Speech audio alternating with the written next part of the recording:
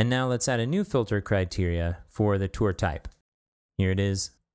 And we'll click Add and Configure Filter Criteria. We'll check Expose this filter, and we'll leave everything else at the defaults for now. I'll click Apply. So now if we enter one of the tour types, like Extreme Snorkeling, it's not going to come up with any results. That's because without a relationship, what we're really searching for is the node ID. Tour type, in the context of the tour content type, is a reference, and the only data that gets stored in the tour itself is the node ID of the tour type. So if we grabbed the ID of a tour type, I'm going to open up content in a new tab here, and let's look at Pogo Mountain Marathon. If we hover over Edit, you can see down here at the bottom that the URL is node/7.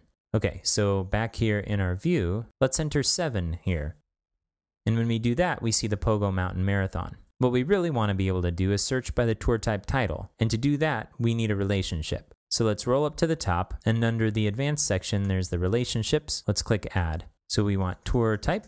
So we want content referenced from the field. So we'll check that and click Add and Configure Relationships. Let's click Apply. And now under Filter Criteria, let's remove our tour type for now and add a new one. And this time, we're not going to search by tour type, but we're going to search by title. So we want the content title right here. We'll click Add and Configure Filter Criteria. And we do want to use a relationship. Otherwise, we'd be searching on the tour title. So let's select our relationship. We'll expose this to visitors. And to make this a little simpler, let's use a contains operator instead of an equal to. That way we can type just part of the tour name. And let's select Apply. Now if we scroll down, we have our full listing of tours, and if I type in Pogo and hit Enter, now we'll see our Pogo Mountain Marathon tour type.